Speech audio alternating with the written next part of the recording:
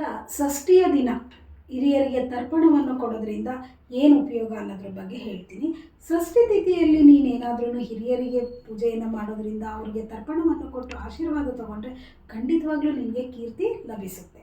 ಹಾಗೆ ಸಪ್ತಮಿ ತುಂಬ ವಿಶೇಷವಾಗಿದೆ. ಸಪ್ತಮಿಯಲ್ಲಿ ನೀವು ಹಿರಿಯರಿಗೆ ತರ್ಪಣವನ್ನು ಕೊಟ್ಟು ಅವರ ಆಶೀರ್ವಾದ ತಗೊಳ್ಳೇಬೇಕು. ಯಾರ್ಯಾರು ಅಪ್ಪ ಅಮ್ಮನಿಗೆ ತುಂಬ ನೋಯಿಸಿರ್ತೀರಾ ಅಥವಾ ತುಂಬ ತೊಂದರೆಗಳನ್ನ ಕೊಟ್ಟಿರ್ತೀರಾ, ಗೊತ್ತಿದ್ದೋ ಗೊತ್ತಿಲ್ಲದೇನೋ ಅವರ ಅಂತ್ಯದ ದಿನಗಳಲ್ಲಿ ನೀವು ಜೊತೆಗಿರೋದಿಲ್ಲ, ಅವರು ನರಳಿ ಸತ್ತಿರ್ತಾರಲ್ಲ, ಅಂಥವ್ರ ಆಶೀರ್ವಾದ ಬೇಕು. ಇಲ್ಲ ನಾವು ಜೀವನದಲ್ಲಿ ತಪ್ಪು ಮಾಡಿದ್ವಿ, ನಮ್ಮ ತಂದೆ ತಾಯಿಗಳನ್ನ ನೋಡ್ಕೊಳ್ಳಿಲ್ಲ, ನಮ್ಮ ಅಜ್ಜ ಅಜ್ಜಿನ ನೋಡ್ಕೊಳ್ಳಿಲ್ಲ, ಆ ಥರದವ್ರು ಯಾರಾದರೂ ಇದ್ದರೆ ಖಂಡಿತವಾಗ್ಲೂ ಸಪ್ತಮಿಯ ತಿಥಿಯಲ್ಲಿ ನೀವು ಹಿರಿಯರಿಗೆ ತರ್ಪಣವನ್ನು ಕೊಡಿ. ಆ ತರ್ಪಣವನ್ನು ಕೊಡೋದ್ರಿಂದ ಖಂಡಿತವಾಗ್ಲೂ ಹಿರಿಯರ ಆಶೀರ್ವಾದ ನಿಮಗೆ ಲಭಿಸುತ್ತದೆ.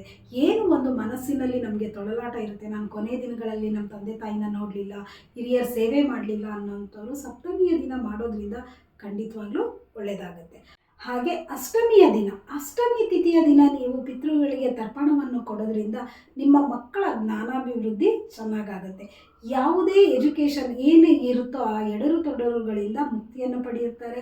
ಅವರ ಆಶೀರ್ವಾದ ಹಿರಿಯರದು ಖಂಡಿತವಾಗ್ಲೂ ನಿಮ್ಮ ಮಕ್ಕಳ ಮೇಲೆ ಇದ್ದೇ ಇರುತ್ತೆ.